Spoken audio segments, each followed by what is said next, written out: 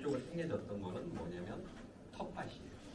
텃밭에서 우리가 집 옆에 작은 밭에서 1년 연중 계속 거기서 반찬을 가지고 왔던 곳, 그것이 이제 혼식을 행하는 그 공간인데 연중 계속 재배를 해요. 한자. 그러면 그것들의 어떤 그 혼식하는 방법이나 패턴들이 나오고 요것을 가지고 연 단위로 이어가면 윤작이라고 하고, 그래서 내가 이를 콩을 심고 또 콩을 심고 이런 식으로 몇 년에 한 번씩 콩을 심는 걸 윤작이라고 기본적으로 해요.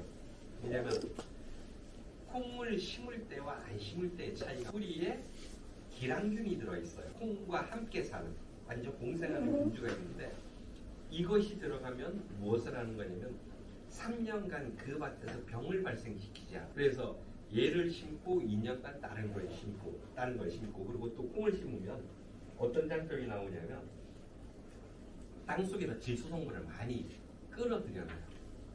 그래서 콩도 수확하지만서도 뭐도 하는 거냐면 땅의 지력도 높여주고, 그러니까 콩은 뽑으면 뿌리 그대로 남아있잖아요. 그 뿌리가 유기물도 되고 그 뿌리에서 갖고 있는 질소가 영양분도 되는 방식으로 윤작이라는 형태를 하거나 혼식을 하는 그 형태예요. 그렇게 하지 않으면 농업이 불가능해요. 왜냐하면 한 작물만 계속 심으면 그 작물이 특정한 미네랄, 특정한 영양소를 많이 요구를 해요. 그러면 그 땅에 영양결핍이 일어나는 거예요. 그리고 그 땅에 뭐가 생기냐면 병원균이 생기는 거예요. 그래서 밀이라든가 이런 것들은 계속 땅을 옮겨가면서 심는 거예요. 근데 우리같이 그 고정된 곳에서 농업을 하는 사람들은 논과 밭으로 나눠서 논은 벼농사를 계속 져요. 그래도 피해가 없어요. 벼가 강에서 피해가 없는 게 아니고 겨울에는 물을 안 넣어요. 그러면 마르죠. 마르면 습한 데 있던 병원균이 말라 죽는 거예요. 그리고 봄이 돼서 다시 묘를 심으면서 물을 집어넣으면 겨울 동안 들어왔던 건조한 곳에 있던 균들이 물에 빠져 죽는 거예요. 그래서 벼농사에서는 그 윤작을 하지도 않고 계속 이걸 이어나갈 수 있는 형태가 돼요. 예를 들어서 이제 내가 인삼을 재배하고 싶다. 근데 인삼이라고 하는 게 대표적인 그 연작 피해가 나는 식물이에요. 한 식물을 6년 동안 심으면 그곳에서 인삼이 먹는 영양소들이 고갈이 돼요. 플러스 인삼의 병을 일으키는 균들이 많아져요. 이렇게 할 때 어떻게 하는 거냐면 옛날에 인삼은 위에다가 이렇게 덕을 씌우죠. 덕을 씌워서 조건을 만들어주는 거예요. 그 조건을 만들었던 애를 인삼을 캐고 그걸 땅에다가 그대로 두고 불을 질러요. 불을 지르면 뭐가 되는 거냐면 그것에 있던 잿물, 양잿물이 땅으로 스며들죠. 그러면 균을 죽여요. 그리고 인삼이 먹었던 미네랄이라든가 이런 것들을 태워서 땅에 공급하는 방식으로 갖고, 벼도 똑같아요. 벼도 옛날에는 정월 대보름이 되면 불을 놨어요. 논에다가. 근데 지금은 그걸 못 놓게 해요. 그러니까 개에다가 계속 재를 넣음으로써 수천 년간 농업이 가능했는데 지금 사라진 거예요. 그러더라도 뭐를 해야 되냐면 쌀의 맛이 좋거나 아니면 피해를 막으려고 하면 재라던가 환경 조건을 바꿔주는 거예요. 일반적으로 작물들이 자랄 때 이 작물들이 대부분 비료나 이런 걸 주면 땅이 산성화가 돼요.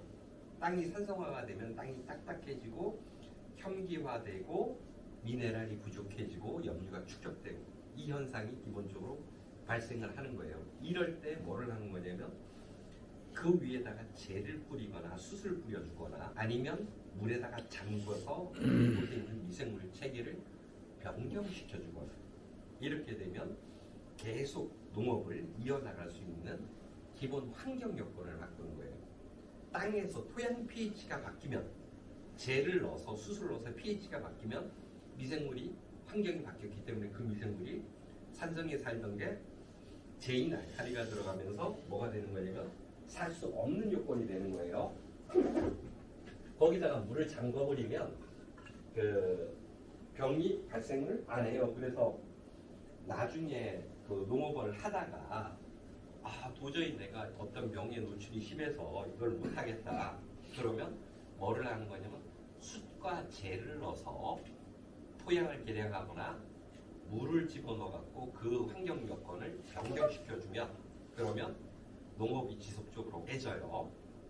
그래서 그 환경 변화가 기본적으로 그 농업을 지속시킬 수 있는 하나의 기술로 환경을 변화시켜 줌으로써 농업을 계속해 나갈 수 있는 그런 여건들을 만드는 거예요. 혼식 같은 개념들은 기본적으로 어디에서 들어오냐면 숲에서 들어와요. 숲에 가보면 숲이 한 가지 나무로 이루어진 숲은 대부분 병이 들어요. 나무들이. 그리고 오래 살기가 어려워요. 물론 환경 여건이 한 식물한테 굉장히 좋아서 소나무만 막 자라거나 한 조건이 너무 좋아서 참나무만 자라는 숲도 있어요. 그런데 대부분의 그런 그 송이균이나 능이균처럼 강력한 균하고 공생하지 않는 애들은 뭐가 되냐면 미식도가 높아지면 그 숲은 뭉거지게 돼 있어요. 소멸하게 돼 있어서 그래서 그 숲들도 뭐를 하는 거냐면 다양한 식물들을 끌어들여서 유전자의 완성을 생각을 해요. 유전자의 완성이라는 게 무슨 뜻이냐면 이렇게 하나의 상태가 있다면 여기에는 여러 가지 식물들이 기본적으로 살게 돼 있어요. 그런데 이 식물들을 하나하나 뜯어서 가면 어떻게 되냐면 이 식물은 이런 유전자를 가지고 있고 다른 식물들은 또 이런 유전자를 가지고 있고 다른 식물들은 이런 유전자를 갖고 있는 거예요. 그래서 식물이 많아진다고 하는 건 방어벽을 잘 쌓아놓는 거예요. 그래서 외부로부터 우리가 병을 일으킨 균들이 침입을 할 때 얘들을 막는 시스템이 기본적으로 가축구술이라는 게 만들어져요.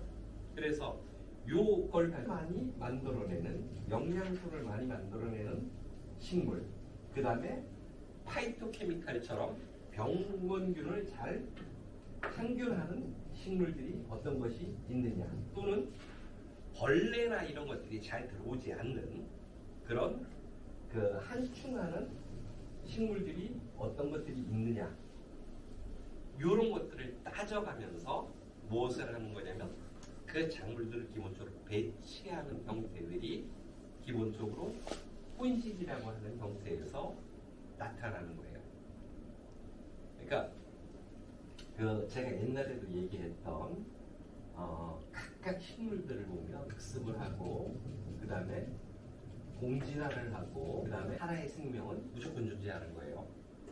그러니까 민들레는 민들레 나름의 무엇을 하는 거냐면 학습을 하고 내가 어디로 가면 잘 살 수 있고 내가 어디 가면 잘 살 수 없는 조건이면 뭘 하는 거냐면 발화를 안 해요.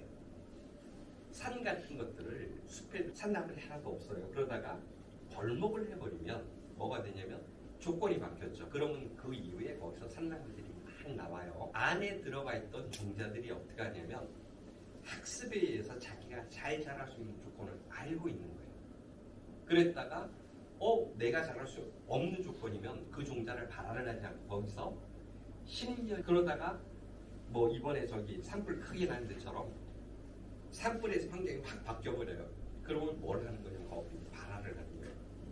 그렇게 해서 많이 자라고, 그래서 산불이 나면 뭐 무사리가 굉장히 늘어난다거나 뭐 어떤 나무들이 늘어난다거나 이런 전부 다 식물들이 기본적으로 프로그램 되어 있는 그것들이 학습하고 있는 결과로 나타나는 현상.